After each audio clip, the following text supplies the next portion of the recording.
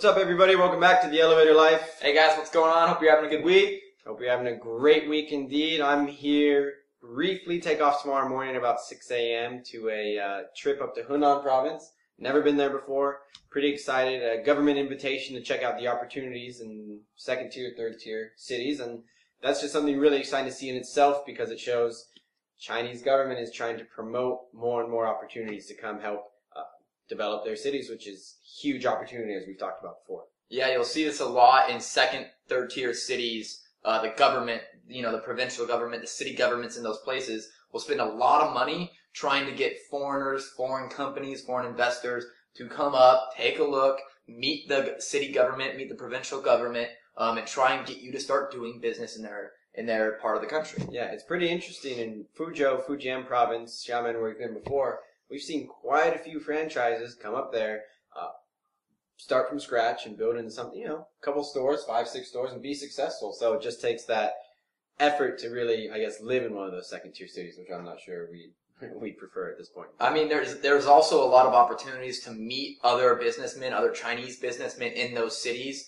do some kind of investment. There's just business opportunities all over the place. But what we take that's a good sign of China's moving even further past the first tier cities into your second, into your third tier cities, and bringing even more opportunities to entrepreneurs. Yep. The more uncomfortable it is, the more benefits you'll reap.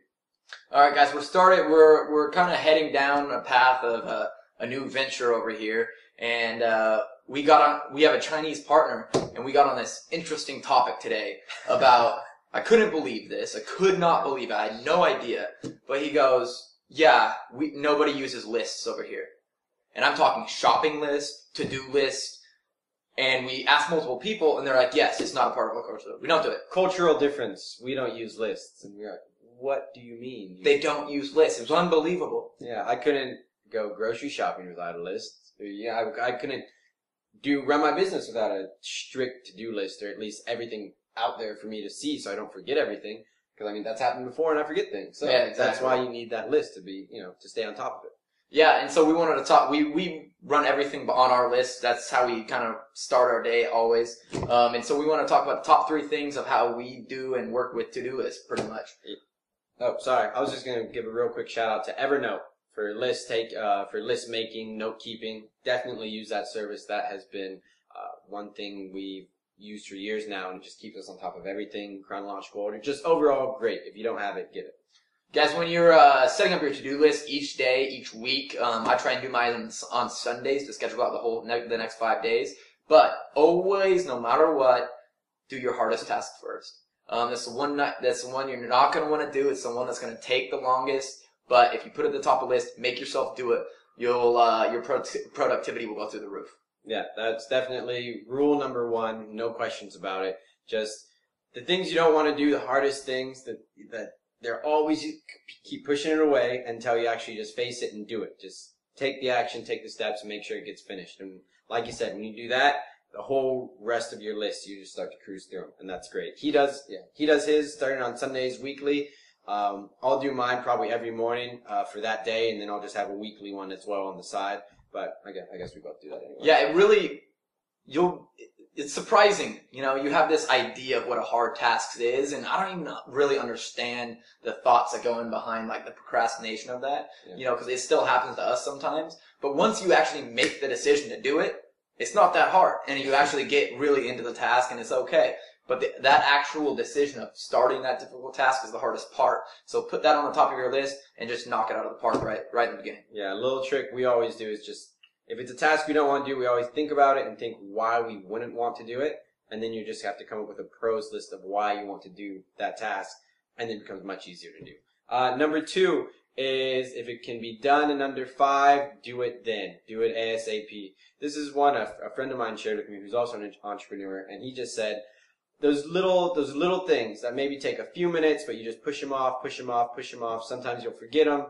Sometimes you'll forget to put something in your schedule. And those are the ones that will come back to get you at the end of the day when, you could have addressed it right then and there, a few minutes of your time, but you push it off and then, a day later, appointment is missed, a deadline is missed simply because you push it to the end. If you can do it in less than 5 minutes at that time, do it then. Yep. Number 3 he's all about number 3. Yeah, number 3 for me is adding personal items to the list. I believe because looking at to-do lists, even though we enjoy all the work we do, there's still tasks you need to do to make sure you maintain a living. And I like putting on personal items on that list. Going to the gym, journaling, daydreaming, reading, further education, etc.